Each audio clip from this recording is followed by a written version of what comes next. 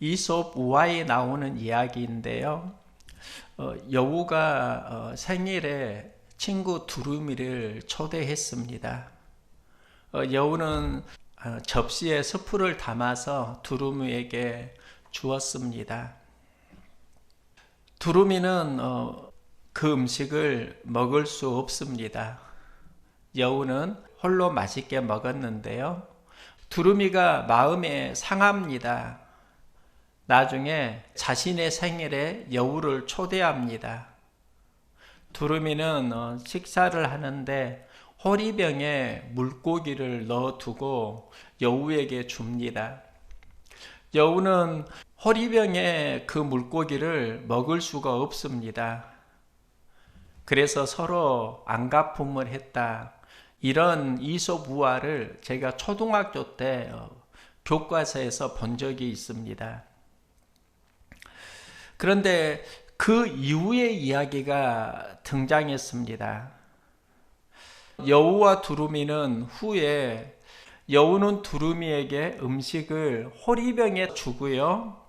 두루미는 여우를 초대할 때 자신은 호리병으로 먹지만 여우에게는 접시에 음식을 대접해서 주었다. 서로 배려하면서 만나게 식사를 한다라는 겁니다. 그러면서 여우와 두루미의 관계가 회복됩니다.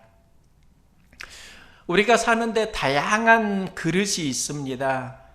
예전에는 그릇이 커야 한다 이 말을 들었습니다. 그런데 그릇이 큰 것보다 무엇을 담느냐는 보다 중요합니다. 사르밧 과부의 이야기인데요. 엘리야가 하나님의 말씀을 가지고 그 사르밧 과부를 찾아갑니다. 그녀에게 물과 떡 한 조각을 가져오라고 합니다. 이때 여인이 말합니다. 나는 떡이 없고 통에 가루 한 움큼과 병에 기름 조금뿐이라. 사르밧 과부는 자신이 가진 모든 것을 엘리야에게 가져오고요. 엘리야를 하나님의 종으로 대접합니다. 작은 것이지만 가진 전부였습니다. 하나님을 섬기는 마음으로 엘리야를 대접하는데 이때 사르밧 과부가 준 것은 무엇일까? 하나님의 종을 배려하는 믿음 그릇이라고 할 수 있습니다. 음식을 준 게 아니라 자신의 상황 속에서 대접할 수 있는 믿음 그릇을 준 것입니다. 엘리야는 하나님의 종으로 섬기는 사르밧 과부의 믿음 그릇을 보고요. 그 후에 축복으로 채워집니다. 엘리야를 통하여 하신 말씀같이 통에 가루가 떨어지지 아니하고 병에 기름이 없어지지 아니하니라.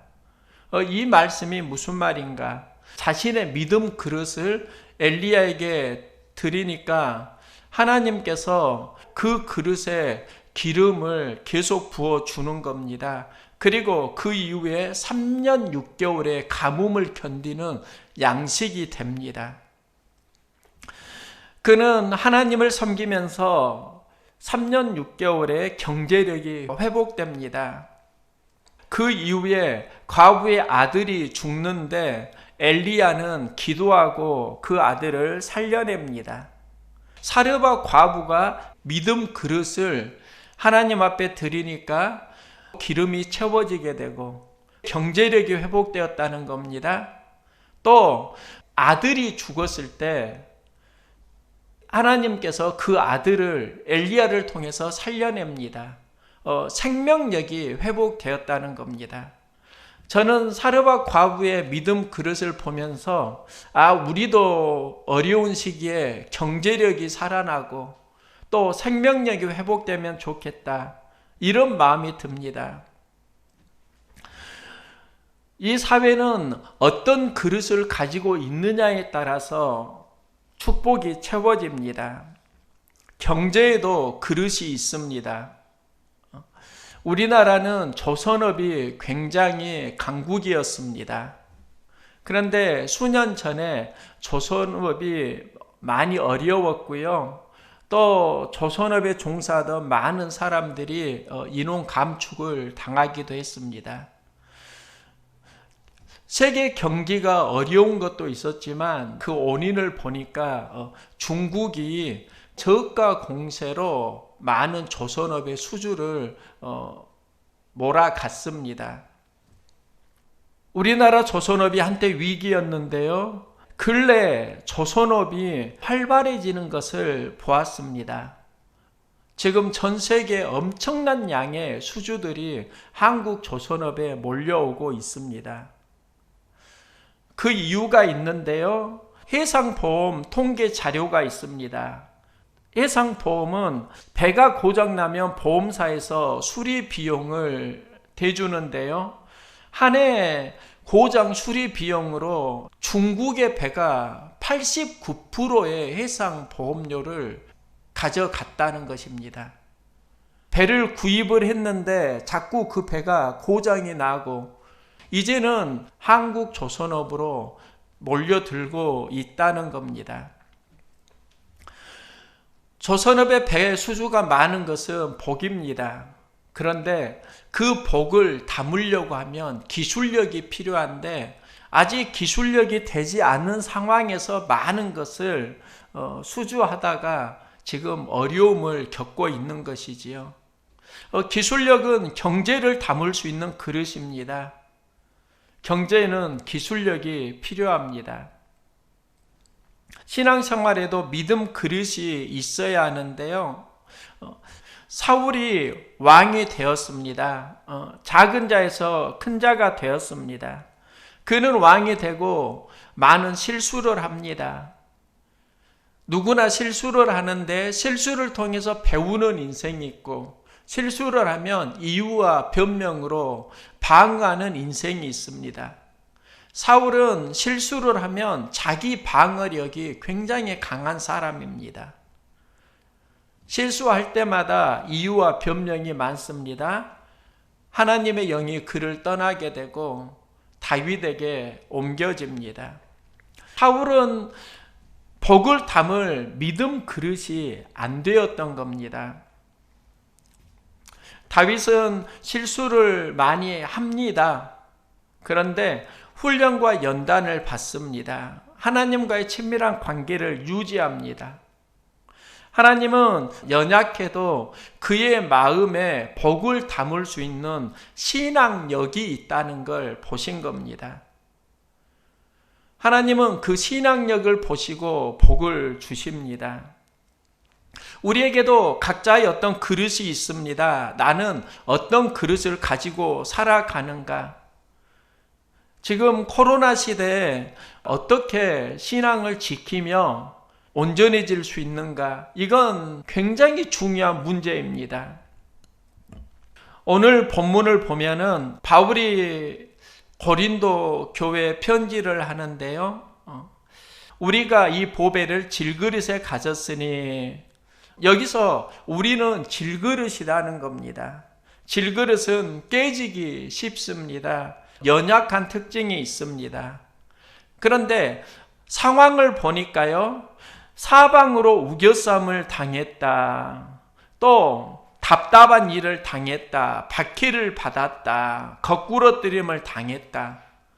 연약한 질그릇이 핍박과 박해를 받은 상황이라는 겁니다. 지금 우리를 위협하는 코로나 환경이 있습니다. 이 상황에서 바울은 말합니다.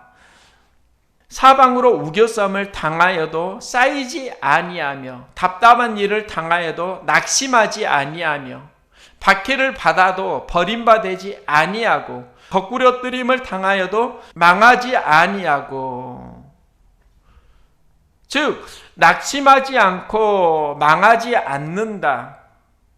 왜 연약한 질그릇이 그 상황을 견딜 수 있는가, 이기는가? 핵심은 질그릇 안에 보배를 담았기 때문입니다. 이 보배가 무엇인가? 바로 예수 생명이라고 할 수 있습니다. 예수 생명이 구체적으로 무엇인가? 우리가 담아야 하는 예수 생명이 정말 무엇인가? 한 주간 묵상하게 되었습니다. 이 시대를 보면 우리는 고난이 많은 것 같지만 느끼는 건 고난보다 유혹이 많은 시대라는 겁니다. 우리는 유혹과 싸워야 합니다. 우리에게는 엄청난 유혹이 있습니다. 내가 스스로 선택하면서 많은 유혹에 노출됩니다. 우리는 내가 고난을 당한다고 생각하는데 유혹의 환경에서 힘을 내지 못하니까 고난을 당하는 경우가 많습니다. 예수님의 사역은 유혹을 이기면서 온전해집니다. 사역을 시작하실 때 광야에서 40일 금식 기도를 하시는데요. 이 상황을 보면 성령에게 이끌림을 받았고 그 이끌림을 받은 목적이 마귀의 시험을 이기기 위해서입니다. 그러면 하나님 사역을 하기 전에 예수님이 어떤 훈련을 받았는가? 마귀의 유혹에 이기는 훈련을 성령님을 통해서 받았다는 겁니다. 이 경험이 삶의 현장에서 승리하는 기반이 됩니다. 예수님이 40일 금식 기도를 하시면서 마귀의 유혹을 어떻게 이기시는가? 배가 고플 때 돌이 변하여 떡덩이가 되게 하고 굶주림을 면하라. 배고플 때 먹으라. 엄청난 유혹입니다. 식욕에 대한 욕구가 우리에게 있습니다. 이때 예수님은 말씀 우선순위를 선택합니다. 우리의 삶 가운데 떡이 있어야지 돼요. 그런데 떡과 함께 말씀도 있어야 합니다. 떡은 있는데 말씀이 없으면 위기입니다. 떡만 가지고 살려고 하면 우리의 영은 죽어갑니다. 그래서 예수님이 하시는 말씀이 있습니다. 떡으로만 살 것이 아니요 하나님 말씀으로 살 것이니라. 떡도 필요하다 하지만 하나님 말씀 우선순위, 이게 유혹을 이기는 힘이 됩니다. 마귀는 나에게 경배하면 천하만국의 모든 권세를 주겠다고, 영광을 주겠다고 유혹합니다. 소유욕, 명예심에 대한 유혹입니다. 예수님은 하나님만 경배하겠다고 합니다. 말씀을 선택할 수 있는 것이 믿음 그릇입니다. 믿음 그릇이 있으면 말씀을 선택할 수 있다고요. 그리고 이길 수 있다고요. 말씀을 선택하는 믿음 그릇이 없으니까, 또 그게 작으니까 이기기가 어려운 겁니다. 우리가 힘들고 어려울 때 말씀을 담을 수 있는 믿음 그릇이 커질 수 있기를 소망합니다. 우리는 믿음 그릇이 커져야 하고요. 이때 중요한 게 하나 있습니다. 믿음이 참 좋아요. 그런데 말씀을 온전히 담지 못하는 방해 요소가 우리 안에 있는 것을 봅니다. 믿음은 굉장히 좋은데 말씀을 온전히 담지 못하는 그게 무엇일까? 믿음이 있다면 그릇이 커지는데 그 믿음은 있는데 그릇이 성장하지 않는 이유가 있습니다. 그건 바로 내 믿음의 공간에 상처가 많기 때문입니다. 말씀을 담을 수 있는, 말씀을 사랑하고 말씀을 사모하는 믿음 그릇이 있는데 그 믿음 그릇이 온전해지지 못하는 이유는 우리 안에 상처가 많이 있기 때문입니다. 삶의 현장에 많은 상처가 있습니다. 예수님도 십자가에서 몸의 상처, 마음의 상처를 경험합니다. 사역을 감당하는 현장에 상처를 이기는 믿음 그릇이 있었습니다. 십자가에 달릴 때 사람들이 조롱합니다. 십자가에서 내려와 우리를 보고 믿게 할지어다 하며 예수를 욕하더라. 예수님을 욕하고 조롱합니다. 예수님은 기도합니다. 아버지, 저들을 사하여 주옵소서. 자기들이 하는 것을 알지 못함이니이다. 이 기도가 우리는 용서 기도라고 생각하는데요. 그 안에 메시지가 예수님은 상처를 극복하셨다는 겁니다. 우리가 십자가에 달릴 수 있다고요. 그런데 조롱하는 많은 사람들 만납니다. 그러면 보통 많은 사람들이 십자가 위에서 어떤 기도 드릴까요? 아버지, 내 온수를 갚아 주시옵소서. 이 기도 혹시 드리고 있지 않습니까? 저들을 원망하면서 상처 기도를 드리고 있지 않습니까? 예수님은 상처 기도를 이기고 하나님 앞에 나아갑니다. 비전 기도를 드립니다. 저들을 용서하여 주시옵소서. 상처를 이기고 하나님 앞에 나아갔다는 겁니다. 믿음은 상처를 어떻게 다루느냐에서 멈추기도 하고 무너지기도 하고 또 성장하기도 합니다. 이스라엘의 초대 왕이 사울입니다. 사울의 몰락에 보면 그가 상처 그릇이 있습니다. 사울이 죽인 자는 천천히요, 다윗이 죽인 자는 만만이로다. 자신이 왕인데 백성들이 골리앗을 무너뜨린 다윗을 더 칭송합니다. 이 노래에 사울은 상처를 받습니다. 이 상처를 극복하지 못하면서 그의 영이 죽어갑니다. 다윗이 선택받은 이유가 있습니다. 상처를 이기는 믿음 그릇이 있습니다. 다윗이 왕이 되고 아들 압살롬에게 쫓기는 신세가 됩니다. 그가 도망갈 때 시므이가 말합니다. 저주하여 이와 같이 말하니라. 피를 흘린 자의 사악한 자여, 가거라 가거라. 사울의 족속의 모든 피를 여호와께로서 내게로 돌리셨도다. 내가 왕이 되었으나 여호와께서 나라를 내 아들 압살롬의 손에 넘기셨도다. 시므이가 다윗을 저주합니다. 조롱합니다. 여기에 두 가지 반응이 나옵니다. 아비새가 왕께 여짜오되 이 죽은 개가 어찌 내 주 왕을 저주하리이까? 청하건대 내가 건너가서 그의 머리를 베게 하소서. 아비새 장군이 시므이를 내가 가서 목을 치겠습니다. 이렇게 말을 하는 겁니다. 이게 아비새의 반응이고 이 아비새의 이야기가 보통 우리들의 이야기입니다. 이때 다윗은 시므이를 상대하지 않습니다. 여호와께서 나의 온통함을 감찰하시리니 오늘 그 저주 때문에 여호와께서 선으로 내게 갚아주시리라. 나의 온통함을 하나님이 감찰해 주신다고 말합니다. 하나님을 상대합니다. 다윗은 상처가 있을 때 온통함을 하나님이 감찰하신다. 하나님이 그것을 선으로 갚아주신다. 이게 다윗의 믿음 그릇입니다. 시므이가 저주하는 것은 상처입니다. 이때 두 가지 반응이 나온다고요. 시므이를 상대하는 아비새 장군의 반응이 있습니다. 내가 가서 저 녀석의 목을 치리이다. 상처를 주었으니까 더 큰 상처로 보복하겠습니다. 이게 아비새 장군의 이야기입니다. 하지만 다윗은 하나님을 상대합니다. 시므이에게 받은 상처를 흘러보내고 하나님을 상대하는 영성이 다윗에게 있는 겁니다. 우리는 상처를 상대할수록 더 큰 상처를 낳는다는 걸 알아야 합니다. 상처는 상대하는 게 아니라 하나님 앞에 흘러보내는 겁니다. 이때 성장합니다. 우리의 영성은 상처를 상대하느냐 하나님을 상대하느냐에 따라서 달라진다고요.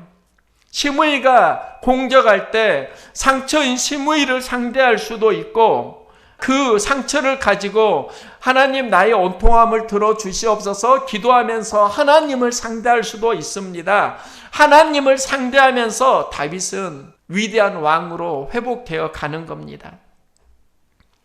요즘의 목회를 보면 움직이기도 어렵고 그냥 교회에서 있는 것 같습니다. 그런데요, 교회 옆에 보도블럭이 있고 많은 풀이 자라고 있습니다. 풀을 뽑는 것이 조그만 일상이 되었습니다. 이 과정에 찾아온 마음이 있습니다. 보도블럭 사이에 자라는 풀을 뽑는 것은 일입니다. 그 일을 하면서 하나님 말씀을 묵상했습니다. 하나님 말씀을 묵상하면서 그 풀을 뽑으니까 그 시간이 저에게 기쁨의 시간이었습니다. 일을 하면서 하나님을 묵상하면 그 일이 기쁨이 될 수도 있구나. 우리가 일상에서 여러 일을 하는데요, 그 상황 속에서 하나님을 묵상하는 기쁨을 누릴 수 있기를 소망합니다. 우리가 일을 어떻게 하느냐가 참 중요하더라고요. 하나님을 묵상하면 그 일 속에도 기쁨이 있다니까요. 저는 풀을 매면서 지렁이가 참 많다는 것을 보았습니다. 풀 속에 생명력이 있는 겁니다. 지렁이가 꿈틀거립니다. 그 현장에 가지 않을 때는 풀만 보이는데 그 풀 속의 현장을 보니까 생명력이 있더라는 겁니다. 우리가 살면서 많은 어려움이 있습니다. 지금 코로나 환경 속에서 많은 이들이 스트레스를 받고 있습니다. 중앙일보 헬스미디어가 설문조사를 했는데요, 성인 10명 가운데 7명이 감염병 스트레스를 받는다, 이렇게 답했습니다. 코로나가 엄청난 스트레스를 주고 있다는 겁니다. 질병관리청은 코로나 스트레스에 대해 대응을 하겠다고 말합니다. 코로나가 주는 우울감들, 그게 길어지면서 삶의 질이 낮아지니까 그 부분에 대한 고민도 이제 하고 있는 겁니다. 저는 코로나를 보면서 어떤 마음의 괴물들을 상대해야 했습니다. 한국 교회를 힘들게 하는 그 많은 사건들이 안타까움과 상처로 다가왔습니다. 어떤 불편한 마음, 스트레스, 아픔들이 있습니다. 그런데 생각을 좀 바꿔보고요, 자료를 찾아보니까 훈훈한 이야기도 굉장히 많습니다. 인천에서 기초생활수급자로 사시는 할아버지가 행정복지센터에 찾아왔습니다. 코로나로 어려운 이웃을 위해 사용해 달라면서 500만 원을 기부하셨습니다. 500만 원이 적은 돈은 아니지만 또 큰 돈은 아닐 수도 있습니다. 그런데 할아버지 통장에서 500만 원은 실상 그 할아버지의 전 재산이었습니다. 그분은 기초생활수급 대상자였고 그 할아버지의 통장에는 잔돈 얼마만 남아 있었다고 합니다. 저는 이 기사를 보면서 코로나의 갈등과 상처만 있는 게 아니구나. 의료진은 쪽잠을 자면서 코로나와 싸우고 있습니다. 어떻게 보면 그들도 작은 천사일 수 있겠다. 많은 그리스도인이 예배를 드리지 못하고 있는 상황입니다. 그런데 예배를 드리지 못하는 주된 이유가 있습니다. 코로나 바이러스, 거기에 대한 두려움이라기보다는 교회 안에서 일어나고 있는 이런 수많은 사건들이 결국은 복음의 터전을 많이 어렵게 하고 있다는 것입니다. 예배를 드리지 못하는 주된 이유는 사회 공동체를 향한 배려하는 마음 때문입니다. 그들은 작은 천사들이라고 할 수 있습니다. 나는 솔직히 마음이 많이 아픕니다. 예배드리지는 못하는 상황도 많이 아픕니다. 그런데 더 큰 아픔이 있습니다. 한국 교회를 어렵게 하는 괴물은 많이 보이는데 왜 이런 어려움을 이기도록 도와주는 천사는 보이지 않는가? 그러면서 이런 기도했습니다. 하나님, 한국 교회 이미지를 회복할 수 있는 천사가 이 시대에 나타나게 해주세요. 그 기도를 계속하고 있습니다. 그런데 감사한 건 전에는 괴물만 보였는데 지금은 천사들이 많이 보인다는 겁니다. 우리는 이 시대를 살아가는 하나님의 천사들입니다. 난 천사 아닌데요. 이렇게 생각할 수 있지요. 그런데 다시 생각을 해보면요, 우리는 깨지기 쉬운 질그릇입니다. 여기에 동의합니다. 여기에서 우리가 보배를 담았습니다. 이 보배가 예수 생명입니다. 질그릇에 예수 생명을 담았다. 동의하는 거지요. 그런데 연약한 질그릇이 어려운 상황에서 신음하지만 예수 생명을 담고 열심히 살아간다고 하면 하나님 보시기에 좋은 천사들일 수 있구나. 이 마음이 드는 겁니다. 이 사회 매스컴은 교회에 왜 이렇게 괴물들이 많은가 이렇게 비난하지만 교회 안에 신음하고 코로나를 위해 기도하고 예배 현장에서 함께하지 못하지만 여러 모양으로 수고하고 있는 천사들이 많이 있다는 겁니다. 예수 생명들이 그래도 있다는 겁니다. 연약한 질그릇입니다. 우리의 믿음이 예수 생명을 담아갈 수 있기를 소망합니다. 이 시대의 진정한 또 다른 천사들입니다. 힘들고 어려울 때 예수 생명을 담고 믿음으로 살아갈 수 있기를 소망합니다. 우리가 연약합니다. 연약함은 허물이 아닙니다. 연약할 때 무엇을 담느냐가 중요합니다. 죄를 담으면 허물이 되고 예수 마음을 담으면 보배가 됩니다. 우리가 연약할 때 예수 생명을 담으면 승리합니다. 연약한 질그릇이라도 낙심하지 말고 내 인생이 우겨쌈을 당해도 낙심하지 말고 예수 생명을 담는 삶을 살아간다고 하면 우리는 하나님의 작은 천사들입니다.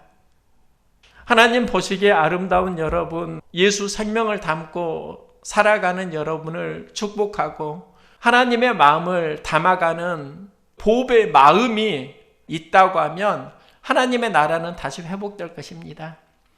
하나님 나라에 은혜가 있기를 소망합니다.